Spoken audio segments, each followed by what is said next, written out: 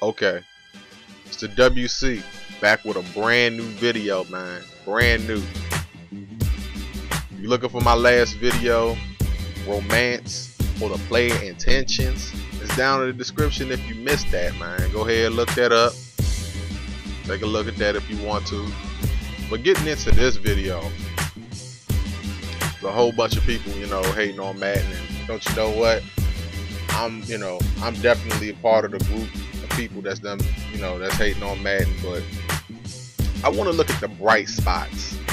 But I also want to look at the things that just make you say, like what were they really thinking when they did some of the stuff that they did over this generation? So, this is Madden console review. We could say it like that, basically like a console review. And out of all the titles that came out on the last gen, I can undisputedly say that Madden 2008 was probably the best game on this console when it comes to Madden titles. Given the fact that the overall verdict for this game on this console is probably a failing grade, I don't think that there's too many people out there that will debate with me about that. But if you want to, hey, good luck. I don't think you're gonna win that one if you want to debate with me about more than one title being very, very good on this console. But basically I want to get into why I feel as though that Madden 2008 was probably the most playable game on the Xbox 360, PlayStation 3 console generation, because of the fact that the game, Madden is basically a gimmicky type of thing, ordeal. Where it's like they give you features, like one year is about the defense, another year is about precision passing, another year, this year is about running free, it's about, getting out into the open field and making your own highlight film or whatever. Very gimmicky type football. But in 2008 in particular, they came out with this feature called the weapon system. Now, the weapon system since then has been taken out of the game. In 2010, wasn't in that game, and if it was invisible, didn't know that was there. And then it was renamed in 2012 and called, dynamic player performance. A lot of people don't feel as though that those two things are similar, but later on in this video, I'll tell you why they're, definitely similar, based off of their marketing plans for both. But in 2008, man, it was like, wow, I can honestly say that I couldn't play with, certain teams the certain way. I had to basically respect the fact that this team right here had more players, more star players than this other team.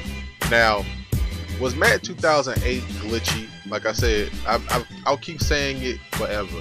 Every game is going to have glitches. It's going to have stuff in it that just make you be like, all right, well, did the developers really, cross their, their T's and dot their I's when they, decided to come out with this game? And Madden 2008 definitely had a whole bunch of glitches. It had the wide receiver glitch. It had the halfback glitch. Double pass glitches. And then it had, if you played the game online, it was a bunch of glitches online. So, it definitely had its drawbacks. But the whole point of this thing is that you couldn't play with, hey, we'll take the Chargers and the Cowboys for example. You couldn't play with the Chargers and the Cowboys the same way. One team had a dominant defense, the other team had a beast offense.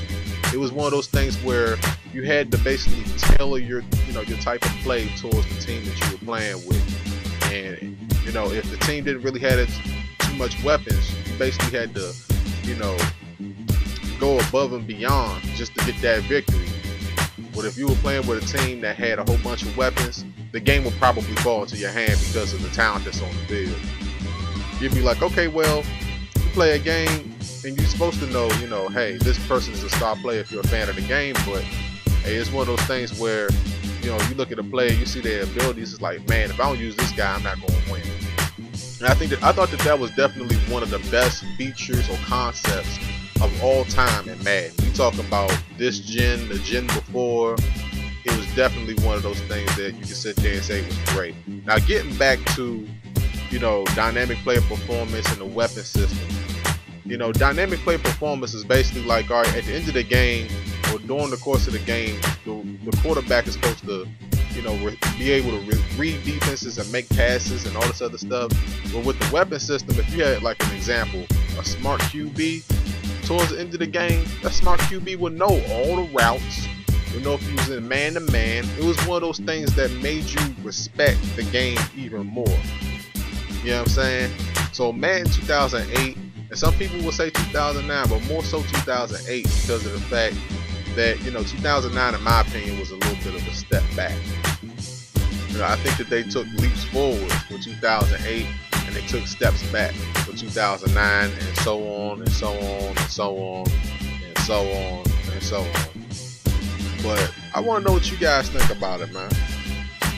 I felt as though the concepts in this game definitely translated into the gameplay, which made for, you know, more so of a dynamic experience. I mean, yeah, like I said, there was a couple things in there that was, you know, was a little bit tiresome. You know, the rocket arm QB, spectacular catch receiver was definitely a glitch upon itself. But, you know, I feel as though this is probably the only game on the Xbox 360 for the Madden franchise that they can call, from my perspective, a success. Not talking about the numbers of sales, but just from an overall gaming concept to, you know, a gameplay type of ordeal. But let me know what y'all think down in the comments, man. Comment and subscribe, man. A couple more videos is coming out, man. Y'all stay tuned.